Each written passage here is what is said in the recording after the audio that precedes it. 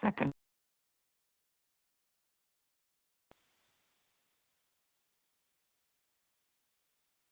Good afternoon. Welcome to West Basin Municipal Water District Water Policy and Legislation Committee and special meeting of the Board of Directors for December 15th. It is now 1:03. Call this meeting to order. Do we have a quorum, Mr. General Manager? Please call the roll. Madam Chairwoman, I'll read through a roll call. Director Don Deere. Here. Chairwoman Gloria Gray. Here. Director Scott Houston. Director Tommy Favai. Director Desi Alvarez. Madam Chairwoman, we do not have a quorum of the Board of Directors. However, we do have both members of the committee, so we are ready to proceed. Thank you very much. Are there any public comments? Staff has not received any requests for public comment, though this meeting is being held both in person and virtually. If there's any member of the public that would like to speak under public comment, please indicate so by raising your virtual hand.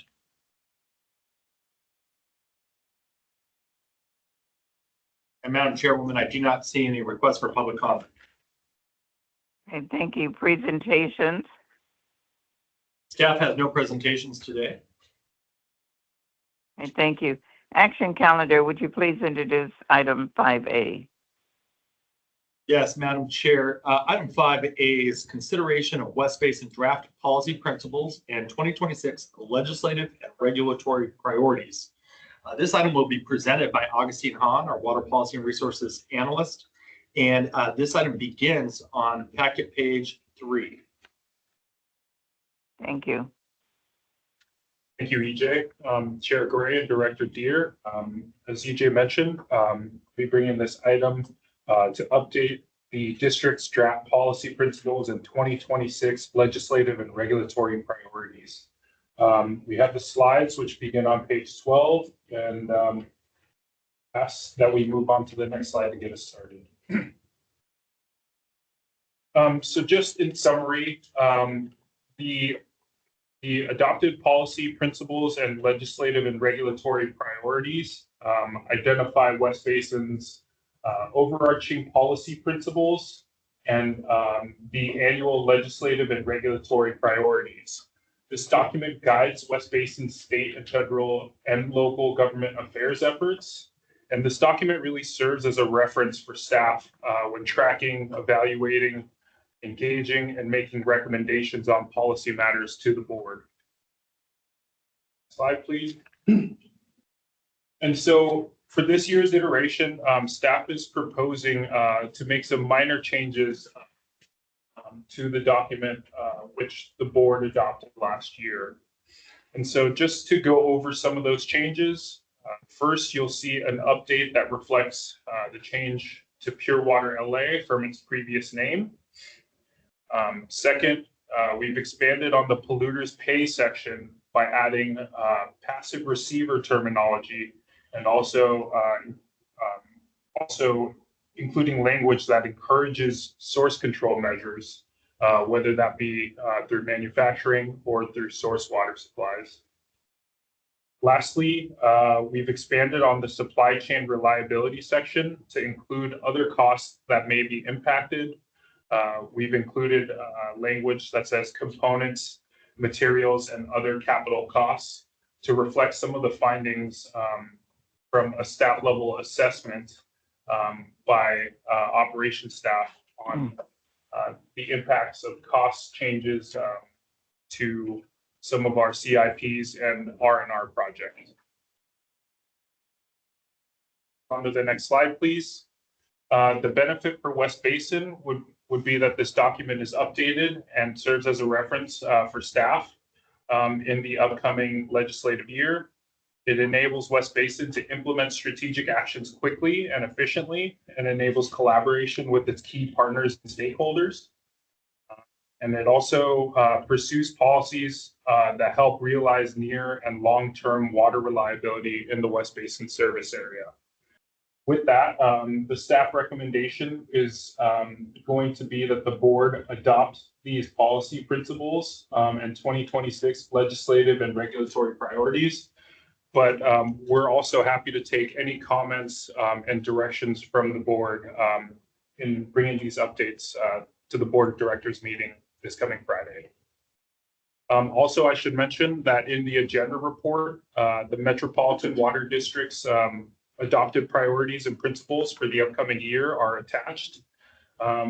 Just wanted to note that they've made some updates to reflect some of the bills that have been passed this past legislative year, and also they've expanded on the Colorado River section of those policy priorities and principles. So with that, I'm happy to take any questions that you may have.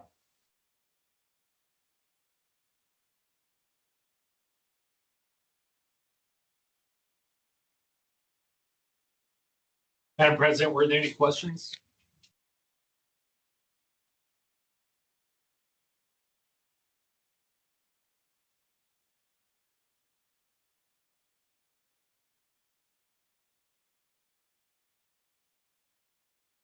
Director Deere, did you have any questions? No, I don't.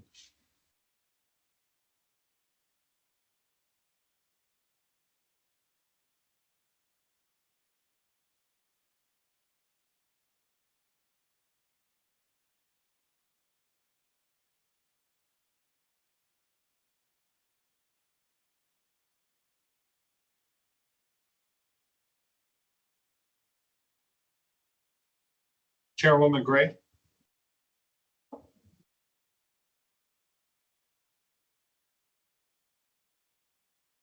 She online? Well, let's go on. Okay, the next item that we have is on our, well, let me ask, are we okay to move the action item to the board? See why not? And I'll confirm with the chairwoman. The next item we have is item 6A is our monthly state and federal legislative updates. This begins on packet page 27. And again, we do have Augustine Hahn, our Water Policy and Resources Development Analyst 2, for the presentation. Thank you, EJ. Chair Gray and Director Deere, before you is the monthly state and federal update. We'll begin on slides on page 39. And we'll start with the state update, which is relatively short this month. But the first item is an update regarding the November 2025 elections and Prop 50. You'll recall that staff reported last month on the initial results of the November 4 special election. As a refresher, Prop 50 was a redistricting effort in response to actions taken in other states, and the only item on that ballot. Updates to the election results show that the margin is increased to 64.4% from the 63.8 initially reported in November, sounding a strong victory for proponents of Prop 50. However, the new maps are already facing legal challenges, particularly in light of a pending U.S. Supreme Court case on the Voting Rights Act that may affect how the race can be considered in drawing districts. Also, the Department of Justice filed suit in federal court to block California's new Prop 50 congressional map, joining a state Republican Party effort to prevent the voter-approved boundaries from being used in next year's midterms. Congressional districts impacted are listed on the slides and covered in greater detail in the state update. Just as a reminder, West Basin's federal delegation is not impacted by Prop 50. We could move on to the next slide, please. This update is regarding the 2026 gubernatorial election to replace Governor Newsom. The field of candidates continues to shape up. Over the last month, Representative Swalwell has officially announced his campaign, describing himself as a protector and fighter who will focus on lowering costs, raising wages, and defending California against what he frames as Trump-era attacks. Meanwhile, billionaire climate activist Tom Steyer has also entered the race, pitching a populist economic agenda centered on affordability, corporate tax reform, a major push to build 1 million homes in 4 years, and breaking up utility monopolies. At the same time, Attorney General Rob Bonta, who had previously expressed interest in a potential run, publicly reaffirmed that he will not be a candidate in 2026, opting instead to focus on his work as Attorney General. Though in recent interviews, he has acknowledged receiving significant encouragement to reconsider and that it could be on the table still. This brings the list of candidates to the previously mentioned Representative Swalwell and Tom Steyer, along with Javier Becerra, Katie Porter, Chad Bianco, Antonio Villaraigosa, Tony Thurman, Ian Calderon, and Steve Hilton. At this point, the race is reported as wide open, with recent UC Berkeley polling showing that no candidate was polling above 15%. These and any other candidates filing by the February 2026 deadline will be on the ballot in the June 2nd primary, and the top two will move on to the November 3rd general election. This concludes the state update. I can pause here to see if there are any questions before moving on to the federal update. Thank you, Augustine. Director Deere, any questions? No, thank you. All right. Thank you, Augustine. Can you move on, please? Thank you. Yes, happy to do so, Madam Chair. So moving on to the federal update. On Wednesday, November 12th, Congress voted to reopen and fund the federal government, ending the longest government shutdown in American history. President Trump almost immediately signed the bill into law, capping off 43 days that saw millions of federal workers either furloughed or working without pay, billions in GDP lost, SNAP benefits halted, and mass flight delays across the country. That piece of legislation, that bill combined two pieces of legislation. First is a bipartisan minibus, which knocks out 3 of the 12 appropriations bills, authorizing full year funds for military, construction, and veterans affairs, the Food and Drug Administration, Department of Agriculture and Rural Development, and also the legislative branch. The second piece of legislation is a continuing resolution to keep the government funded until January 30th, buying lawmakers time to finish passing the other 9 appropriations bills for fiscal year 26. To provide an update on those fiscal year 26 appropriations measures, Senate Republicans released a plan to move a second fiscal year 26 minibus of 5 appropriations bills in December. That would include defense, labor, HHS, education, transportation and HUD, interior and EPA, and lastly, the commerce, justice, and science. This package could include the funding for Army Corps of Engineers, USBR's Title 16 or Water Reuse Program, and the Water Smart funding from the Bureau of Reclamation. So more to come there. Another update on this slide is related to the ACA premium tax credits. You may recall that these premium tax credits were one of the reasons the shutdown began and was also part of the deal to reopen government. Senate Majority Leader Thune promised Democrats a vote on legislation to address the premium tax credits before they expire at the end of the calendar year. At the writing of this report, it is appearing very likely the enhanced ACA premium tax credits will expire at the end of this year. We can move to the next slide, please. This update is regarding the military's use of PFAS. The National Defense Authorization Act of 2026, which Congress is on track to enact in December, would delay for at least 2 years a ban on U.S. military use of firefighting foams that contain PFAS chemicals. The military has used these firefighting foams since 1970. And according to the Pentagon, PFAS has leached into water supplies at some 700 military bases. The Department of Defense estimated in 2024 that cleaning up the chemicals would cost approximately $51 billion.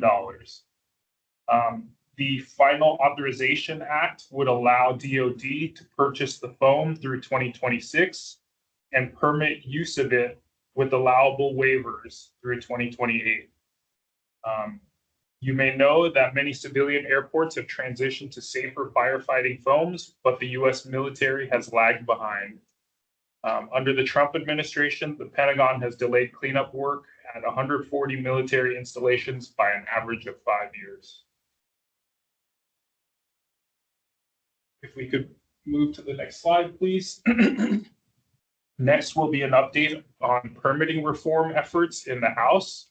The Permit Act, or HR 3898, proposes numerous amendments to the Clean Water Act, which are listed in the slide and covered in greater detail in the federal report.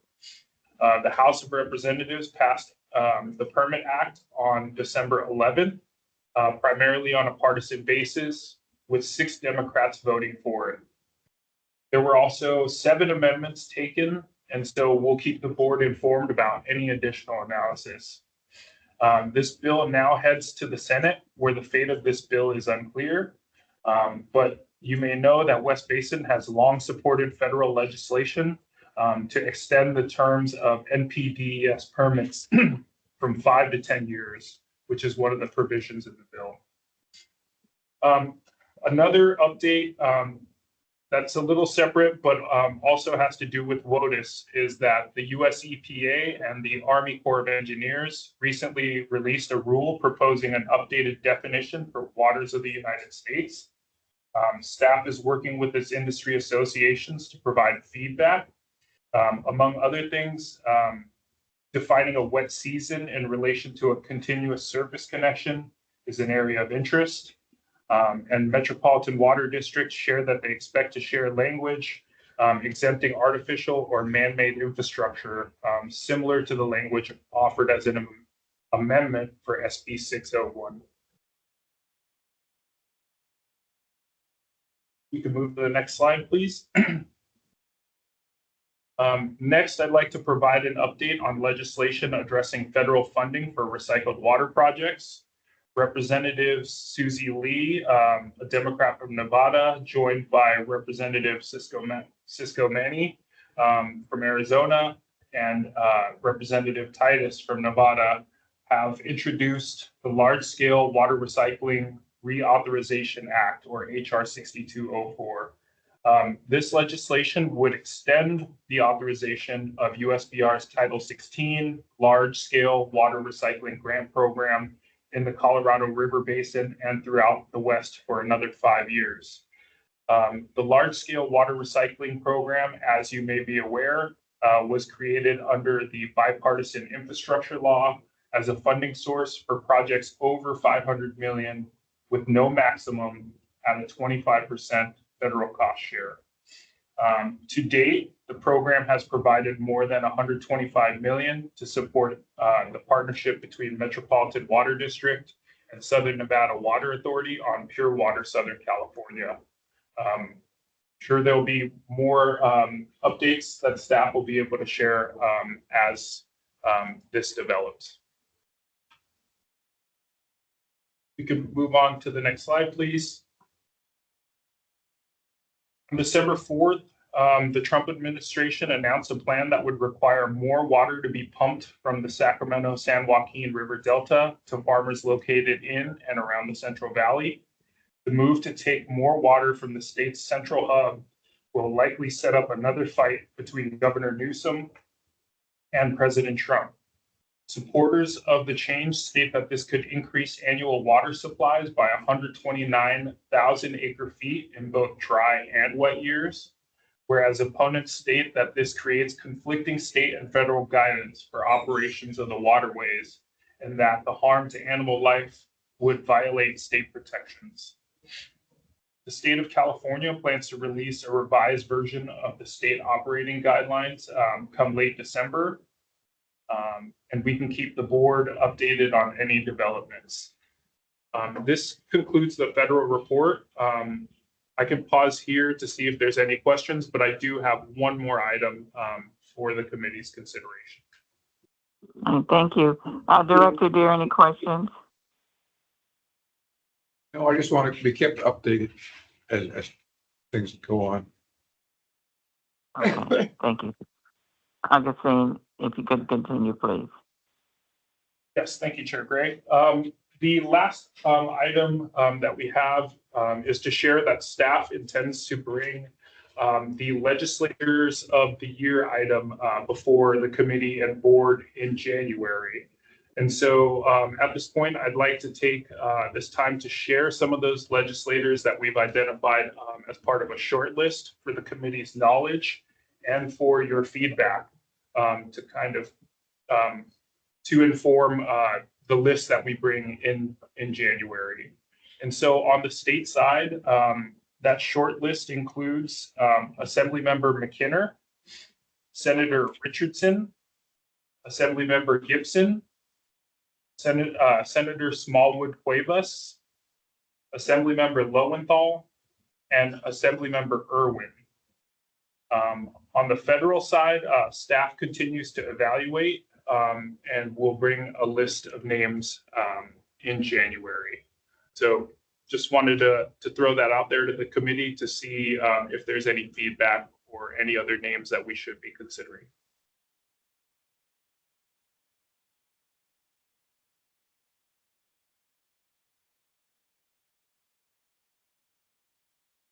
Hello? Yes. Any other suggestions, Director Deere? No, Okay. I would assume that at some point we will ask the full board about this. Any other recommendations? Yes, that's correct, Chair Gray. We plan to All bring right, that thank list you. in January and then the board meeting as well. Okay, thank you. Thank you. Go on. That concludes the update. All right. Well, thank you, Augustine. Very thorough. No questions. And thank you for all that information. Does that conclude 5A? Yes, Madam Chair, that would bring us to our final information on which is 6B. It's our monthly Metropolitan Water District update. And for this presentation, we have Tammy Hurley-High, our Senior Water Policy and Resources Analyst. And this item begins on back at page 49. Thank you, EJ. All right. Good afternoon, Chairwoman Gray and Member Deere. So today I'd like to provide you with an update on a few programs at Metropolitan. And these will include the ad valorem property tax, the Pure Water Southern California program, the conservation campaign, a potential stormwater pilot with Los Angeles County, and then we'll wrap up with a look at the current water supply conditions. And accompanied with the report are the presentation slides, which we see here. So if we can go to the next slide, please. So last month, the board adopted a resolution pertaining to the ad valorem property tax. This is approving a tax rate limitation to not be applicable and finding that it is essential to Metropolitan's fiscal integrity to collect property taxes in excess of any limitation. Beginning January 2026, this will be applicable for the next 10 years through 2036. And this chart shows Metropolitan tax rate since 2012. And as you can see, they have steadily declined over time. In 2013, Metropolitan property tax rates were set at the lowest rate of 0.0035%. In this current biannual budget, the board had increased the tax rate to 0.007%. So just as a bit of background, the Metropolitan Act authorizes Metropolitan to collect a special ad valorem property tax, which is exempt from Proposition 13 limitations. And this action determines the property tax is essential for Metropolitan to collect in excess of the limitation. As far as what the rate will be, however, the board will determine that during the next biannual budget that is expected to be adopted in April 2026. So there are several justifications for determining the property tax rate increase that staff had brought to the directors for the justification. For example, 70% of metropolitan state water contract obligations are fixed expenses for the infrastructure.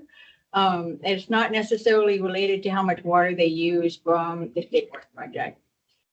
These significant costs associated with repair and replacement of the state water project infrastructure will continue to significantly increase. Next slide, please. So with respect to the Pure Water Southern California program, last month we provided a brief summary on the various activities related to this project or program. And yeah, we're on page 61 of the committee packet. And then, so Metropolitan has been meeting with its member agencies as well as the Southern Nevada Water Authority, the Arizona parties, and the San Gabriel Valley Municipal Water District to develop a path towards advancing partnerships. Metropolitan is working with all agencies in developing letters of intent, as well as term sheets, interim agreements, and long-term agreements. So this map shows the backbone pipeline for the Pure Water project. Metropolitan has also researched potential opportunities to purchase land that can be used as recharge basins. So on the map, these locations are shown here as sites A, B, and C. And the purpose for these basins would be a dedicated space where water could be kept, especially during wet periods. And Metropolitan performed a return on investment analysis, which showed the new basins would provide more than 7,700 acre feet a year of additional pure water deliveries. And the return on investment is net positive with investments that would be recovered within 6 to 12 years. And for those who missed this month's caucus, we had a presentation on the Pure Water project from Matt Hacker representing Metropolitan. And it was mentioned that the term sheets would be coming back in 2026 with the final EIR is expected to be finalized in early 2026. Next slide, please. So with respect to the conservation campaign, Metropolitan has a region-wide conservation advertising campaign that is being implemented with a focus on the turf replacement. Metropolitan staff has worked with its member agencies to design collateral for the Goodbye Grass campaign. This is specifically for commercial, industrial, and institutional customers, or CII. So the CII campaign is raising awareness of a new state law prohibiting the use of potable water for irrigation of non-functional turf that is located on these properties. So media placements are included in this current biennial budget. And so West Basin is also working to educate its public agencies and business communities about the pending regulations and how West Basin and Metropolitan can help organizations design and replace non-functional turf areas with climate appropriate landscapes. Water policy staff will be bringing an item next month to go more in depth about the non-functional turf law and how it will impact the region. Next slide, please. So Metropolitan staff have been working with the County of Los Angeles Department of Public Works to develop a proposed enhanced rebate pilot program. This pilot program would allow LA County and Metropolitan to evaluate transformed landscapes to include stormwater capture elements. And this program would also allow data collection on the type, the quantity, and the value of potential co-benefits as part of a cost-benefit analysis. The pilot program would run through Metropolitan's existing SoCal Water Smart Regional Turf Replacement Program. It is expected that the pilot program would take place in the city of Los Angeles. More information on this proposed program is anticipated to be brought to the Metropolitan Board for consideration in spring of 2026. So we will be sure to keep you updated on the development of that as well. Next slide, please. So here's a look at the current water supply conditions. The Department of Water Resources recently announced the initial state water project allocation for contracting agencies at 10%. So this is roughly equivalent to 200,000 acre feet of supplies for Metropolitan. And last year, the final state water project allocation ended at 50%. So looking at the Northern California conditions, the snow water equivalents and snowpack are below normal. The precipitation for the Sierras is near to above normal.